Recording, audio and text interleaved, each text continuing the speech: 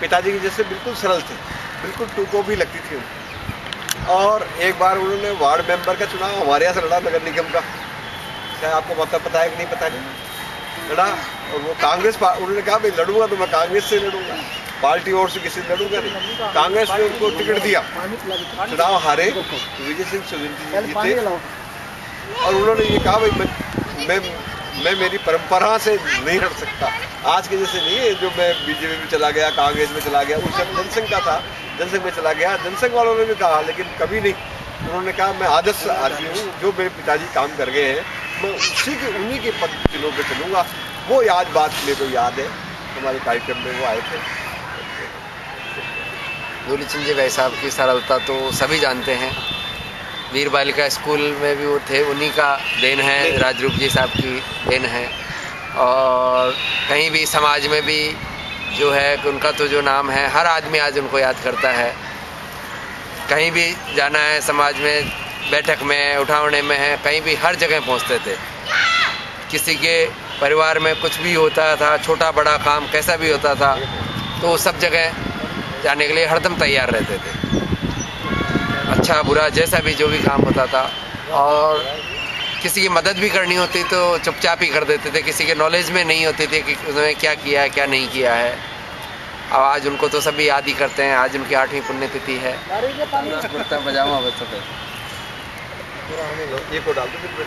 कपड़े को मैं ये दूलीचंद जी भाई साहब के तो अपने महावीर विकलांग समिति और ये अपने डेट के बालाजी ब्लाइंड स्कूल, ये बहुत अच्छे, और वीर बालिका स्कूल कॉलेज ये है ही नहीं कि देना भाई साहब ने आगे बढ़ाया इनको, जो भी है। और समाज में भी आज जो दूलीचंद जी भाई साहब, किसी का भी कोई भी लफड़ा होता है, दूलीचंद जी भाई साहब ने जो कह दिया वो फैक्ट है। कोई आदमी ऐसा नहीं था कि कभी कि उनकी बात से सहमत हो गया। माननीय दूलीचंद जी भाई साहब, मैंने राजरूप जी साहब के पास में काम सीखा और उनके लड़के थे। राजरूप जी साहब के गुजरने के बाद बरसों तक उनकी कृपा दृष्टि मेरे ऊपर बनी रही। आज उनकी 8वीं पुण्यतिथि है, तो इस अवसर पर उनके कई प्रसंग मुझे याद आते हैं। इतने न्यायप्रिय थे कि एक बार उनके किसी खास रिश्तेदार के साथ व्यापार में मेरा कोई विवाद हो गया। जब विवाद हो गया तो वो दूलीचंद जी भाई साहब के पास पहुंच गए। दूलीचंद जी भाई साहब ने मेरे को बुलाया, मेरे से पूछा कि बात क्या है। थोड़ा सा मैं, हालांकि उनके स्वभाव से परिचित था कि वो न्याय ही करेंगे, फिर भी उनके इतने खास रिश्तेदार थे कि लग रहा था कि कहीं मुझे दबना पड़ेगा। उन्होंने मेरे से पूछा और सारी वस्तु स्थिति को समझ लिया। उसके बाद कहा ठीक है तुम घर जाओ। मेरे को घर भेज दिया और अपने रिश्तेदार को बुलाया और कहा कि ये ज्योति जो है, मुझे कोठारी कह के बुलाते थे, ज्योति नहीं बोलते थे, कि कोठारी जो है ये सच बोल रहा है और इसकी बात सही है, इसलिए तुम बिल्कुल इसकी बात मान लो, और नहीं मानते हो तो फिर चले जाओ, मैं तुम्हारे लिए कुछ भी नहीं करूँगा। अपने रिश्तेदार का जरा भी पक्ष नहीं लिया और पूरी तरह से उन्होंने मेरे हक में फैसला दिया।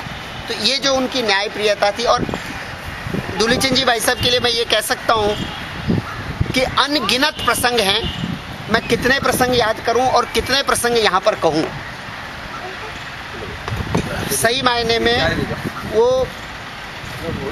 आदमी नहीं देवता थे।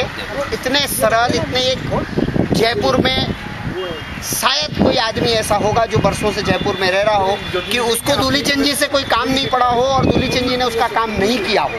जो आ गया उसका काम उन्होंने किया। बड़े व्यापारी होते हुए भी समाज के प्रति, और उसमें कोई धर्म का, पार्टी का, किसी चीज का कोई भेदभाव नहीं था। जो आ गया, जैसे ओगड़दानी है, जो आ गया उसका काम वहाँ पे जरूर उन्होंने किया, तन मन धन से सबकी सेवा की। ऐसे हमारे दूलीचंद जी भाई साहब थे। उनकी 8वीं पुण्यतिथि पे हम गुलाबी नगर विचार मंच में उनको श्रद्धांजलि अर्पित करते हैं, उनको स्मरण करते हैं।